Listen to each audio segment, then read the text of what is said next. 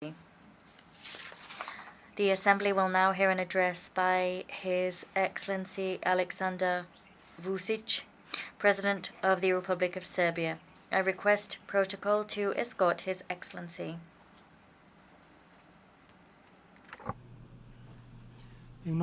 On behalf of the General Assembly, I have the honor to welcome His Excellency Alexander Vučić, President of the Republic of Serbia, and I invite him to address the Assembly.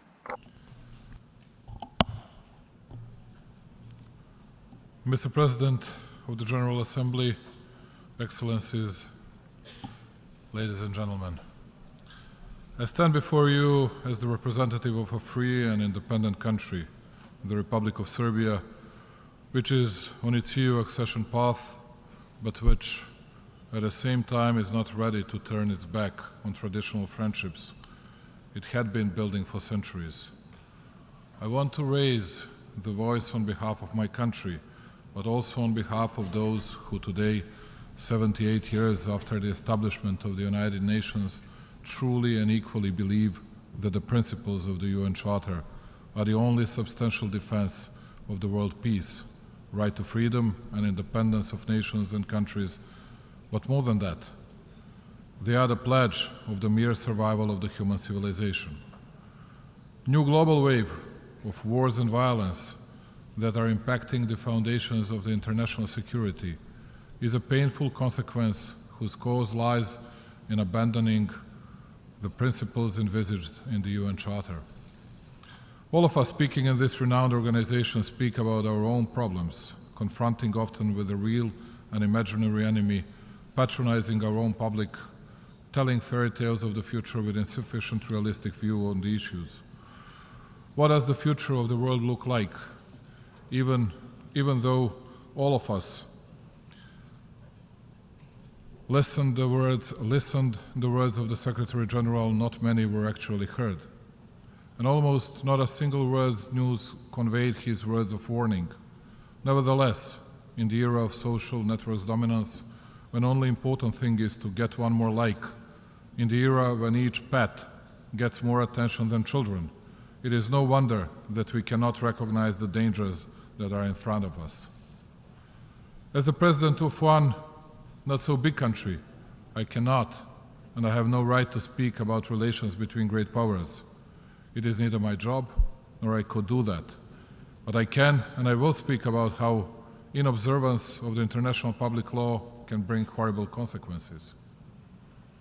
The attempt of cutting my country into pieces that had formally started in 2008 by the unilateral declaration of independence of so-called Kosovo has not ended yet. Precisely the violation of the UN Charter in case of Serbia was one of the visible precursors of numerous problems we are all facing today, and that go far beyond the borders of my country and scopes of the region I come from.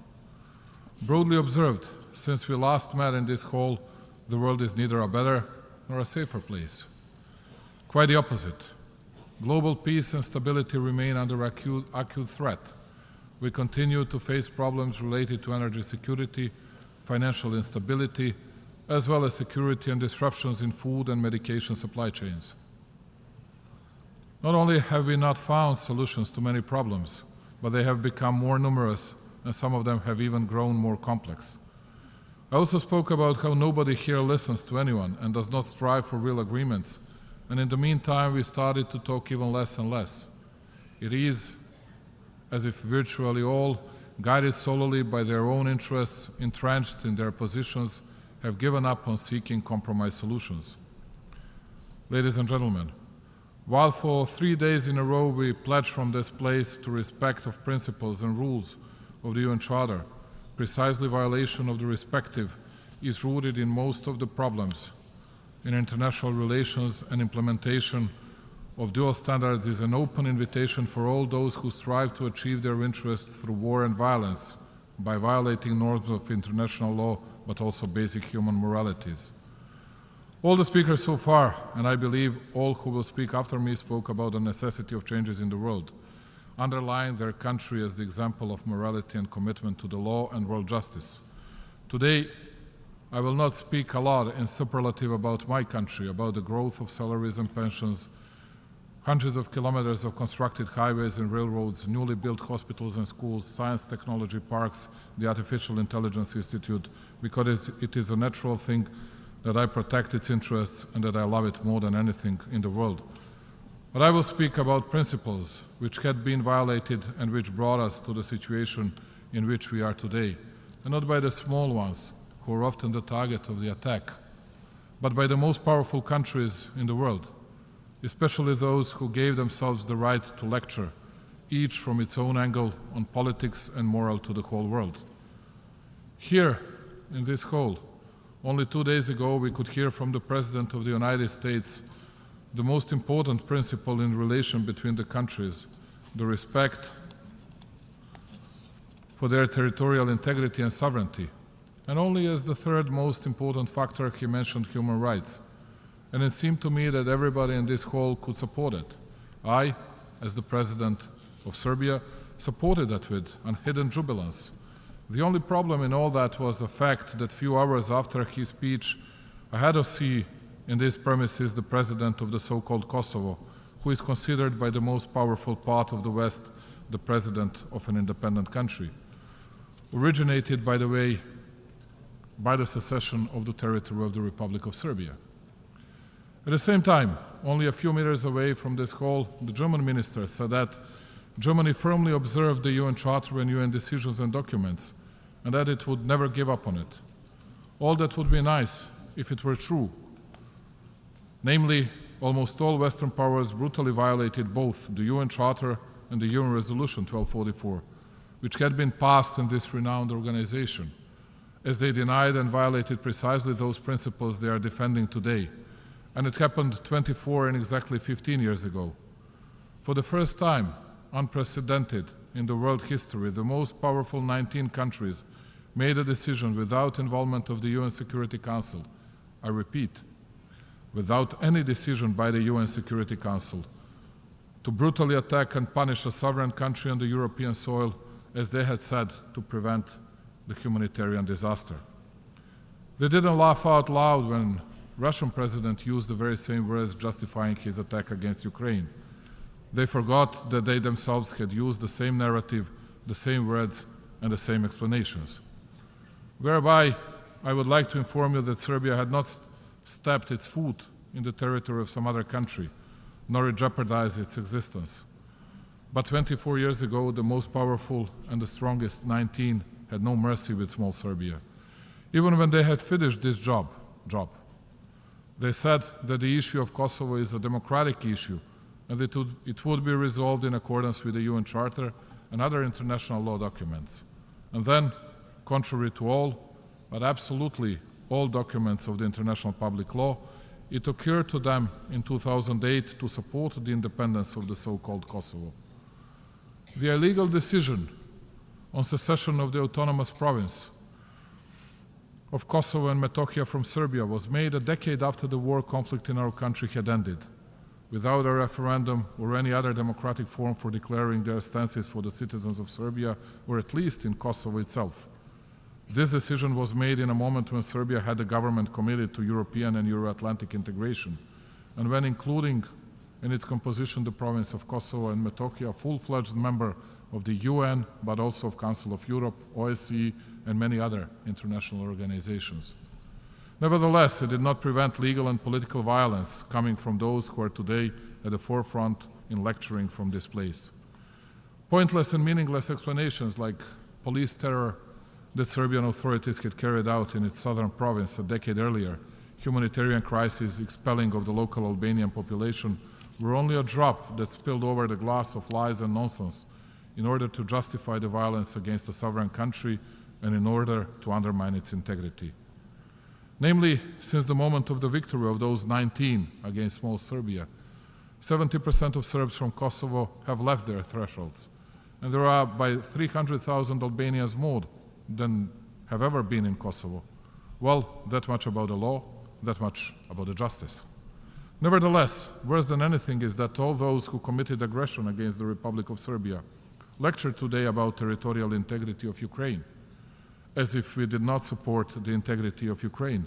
And we do support it, and we will keep supporting it, because we do not change our politics, we do not change our principles, regardless of centuries-long traditional friendship with the Russian Federation. To us, every violence is the same. Every violation of the UN Charter is the same, regardless of the strength of the power that exerts it or inevitably similar excuses makes for its illegal and immoral behavior. But when we ask them about the territorial integrity of the Republic of Serbia and about what they had done to my country, the answer is the one that all of you representatives of smaller countries in the world heard on countless of occasions. Do not go back in the past. Look towards the future, because it is the only way for your country to make progress. When it comes to the territorial integrity of Ukraine and Serbia and any other country, all of us are entitled to speak about from this podium at least a bit more than they are. I'm the President of Serbia in my second presidential term. On countless of occasions, I was under different political pressures, and I'm a political veteran. And what I will tell you today is the most important for me. Principles do not change from one circumstance to another. Principles do not apply only on the strong ones. They apply to all. If that's not the case, then there are no longer principles. And that is why I believe that in the modern world, there will either be principles and the same rules will apply to all, or as the world, we will end up in the deepest divisions in our history, in the most difficult conflicts and in problems we will not manage to cope with.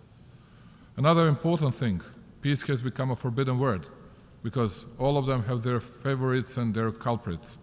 And the only value that remained to great powers are precisely the principles, but the false ones. As long as they are fine with them, they will call upon them. First time, as it was in the case of Serbia, they disagreed with the principles. Law and rules, law, justice and principles suffered. Today in Kosovo, southern province of the Republic of Serbia, the blunt violence is taking place, exerted against the Serbs by the separatist authorities of Albin Kurti. Only last week, after who knows which failed round of the dialogue in Brussels, Pristina Prime Minister Albin Kurti, after rejecting the European proposal for de-escalation, addressed the public in front of one of the main buildings of the European Union and in front of the millions of viewers of the media that were present, conveyed to not so many reaming Serbs in Kosovo that Serbs will, I quote, suffer and pay for the mistake they made. Is there any possible worse mocking humanity, international order based on the rules and international community than these words? Unfortunately, it is possible. Only one day later, as we sit in this hall, a new contingency of Serbs is being taken to Kurti's prisons, apprehended according to fabricated accusations as a part of his terror campaign. So, much worse are the actions continuously done by that extremist regime in the past 20 months, and which in practice, together with repeated accelerated displacement of the remaining Serbs, are turning into a crawling ethnic cleansing in the heart of Europe. You can conclude by yourself how far that regime's cynicism goes from the following sentence. Since the European Union and the US State Secretary Antony Blinken issued a statement in early June condemning unilateral action of the so-called government of Kosovo, ethnically motivated attacks against Serbs in our southern province raised by 50%, while at the same period Pristina authorities made even 22 new escalatory moves. Serbian boys Stefan Stojanovic and Miloš Stojanovic, who are 11 and 21 years old, were wounded on the Christmas Eve by the members of the so-called Kosovo security forces, in whose equipping take part some of the attendees in this hall, knowing quite well that it is deeply illegal and that the mere existence of the KSF is contrary to the UN Security Council Resolution 1244.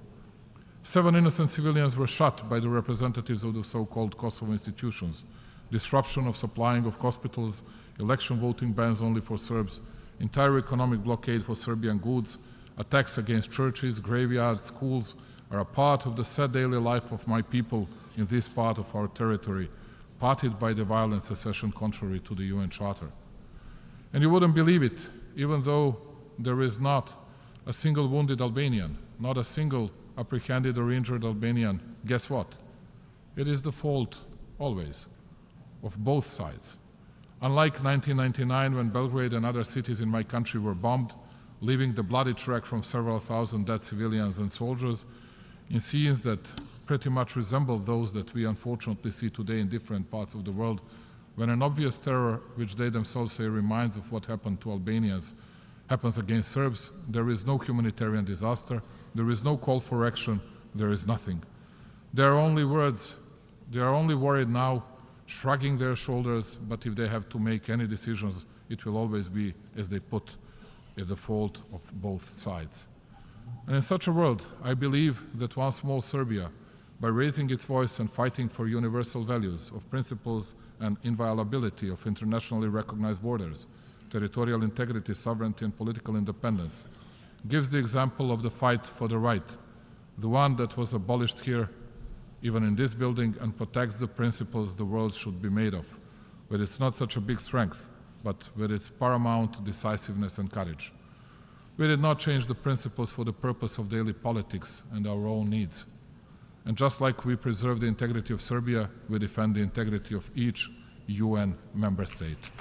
It is only a bit sad that all the big ones who are not interested in the law and justice call upon different principles in different circumstances, the principles they find the most suitable at that particular moment.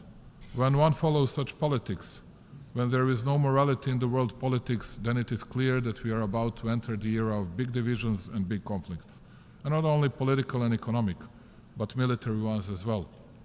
And precisely in this difficult situation, the UN is the last substantial platform that brings us all together, regardless of all our differences and divisions.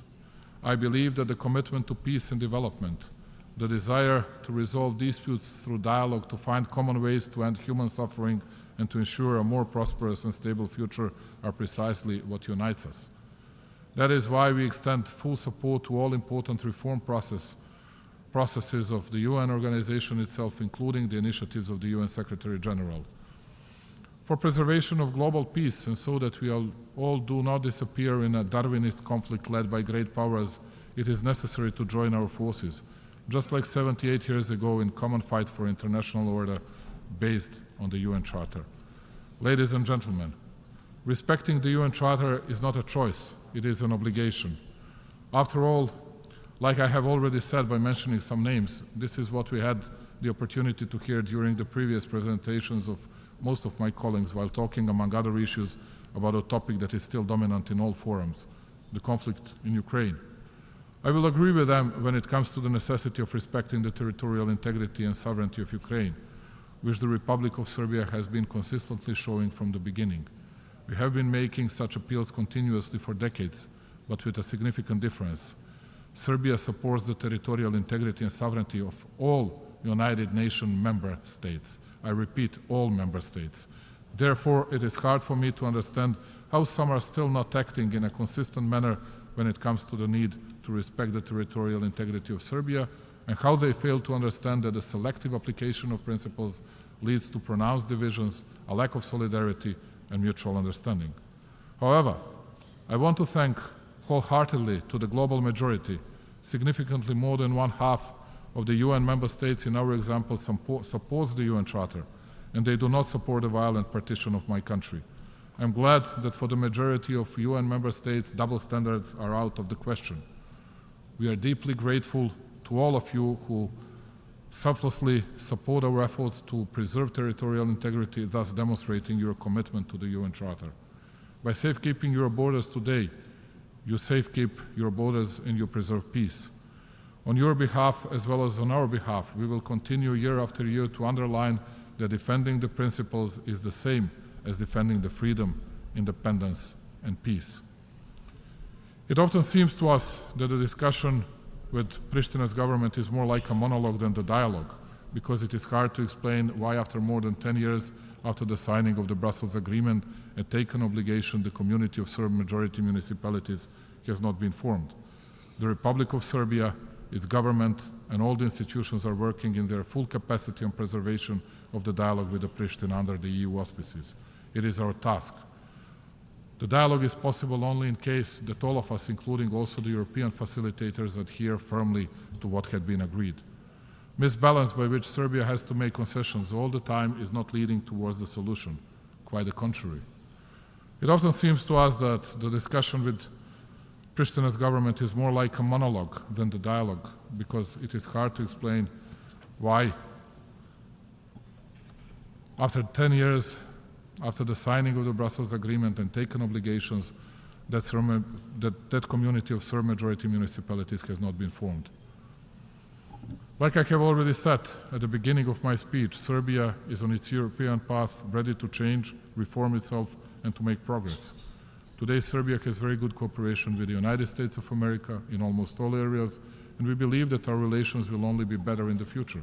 At the same time, Serbia will cherish its big and traditional friendships in all continents, while being proud of its good relations with all the nations and countries in Africa, Asia, and Latin America. We do not divide people by the color of their skin or their religious affiliation. That is why our relations with the People's Republic of China, Republic of Korea, Japan, many Arab and other Muslim countries are at the highest historical level. We don't cut our important and historical ties with Russian Federation as well.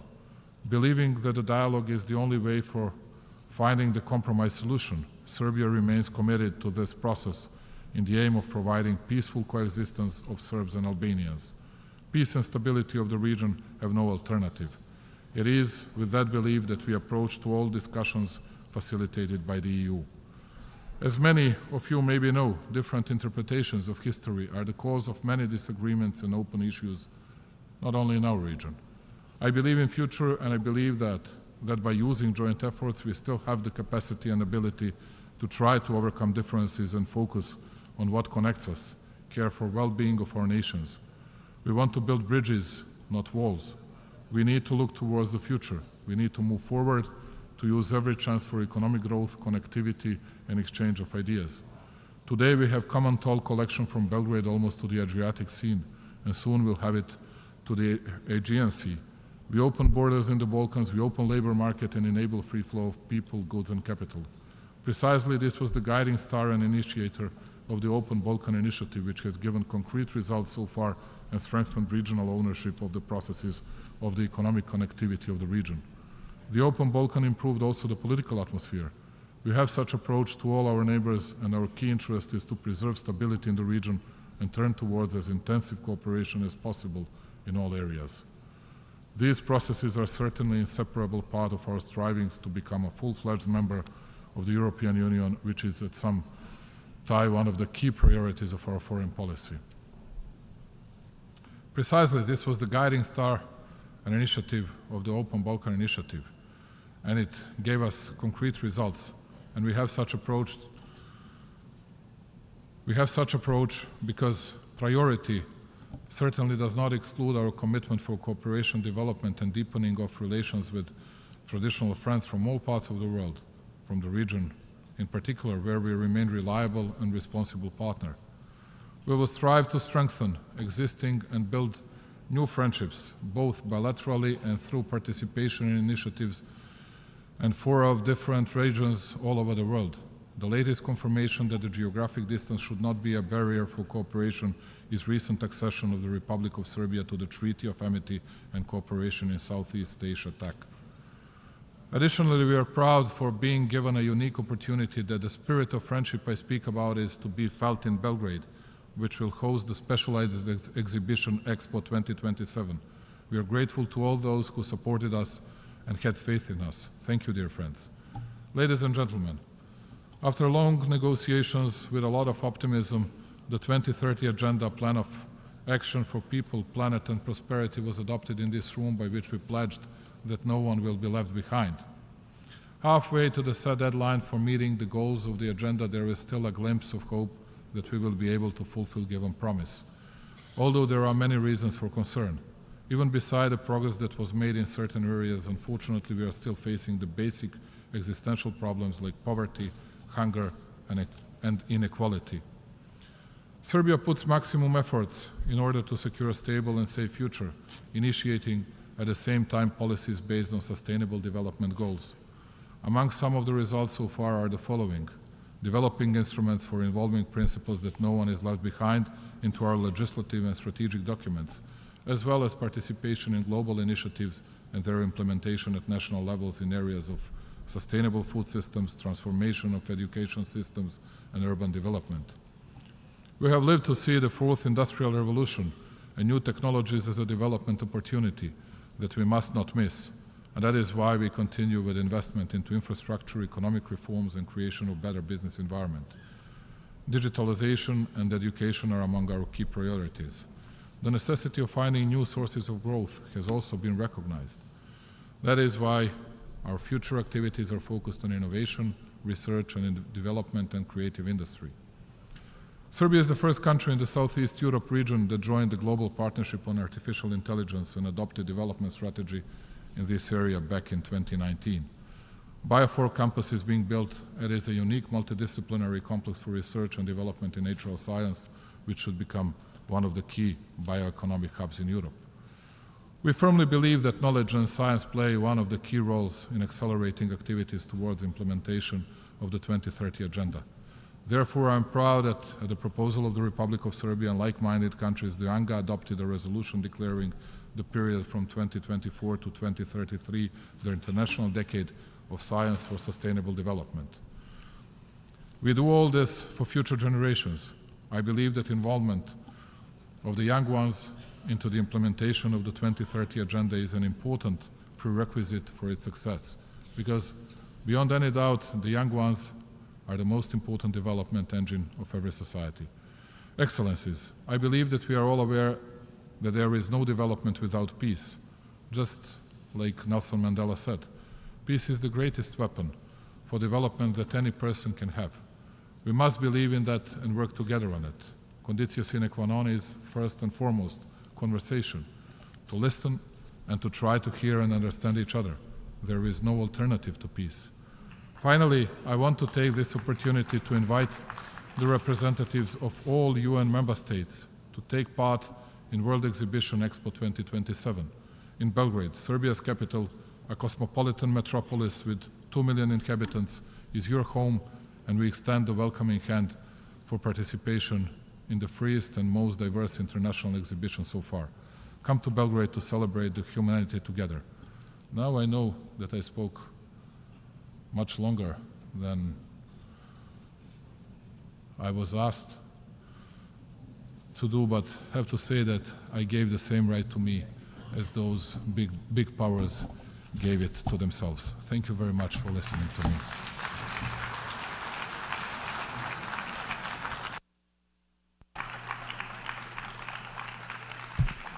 On behalf of the Assembly, I wish to thank the President of the Republic of Serbia for the statement just made, and I request protocol to escort His Excellency.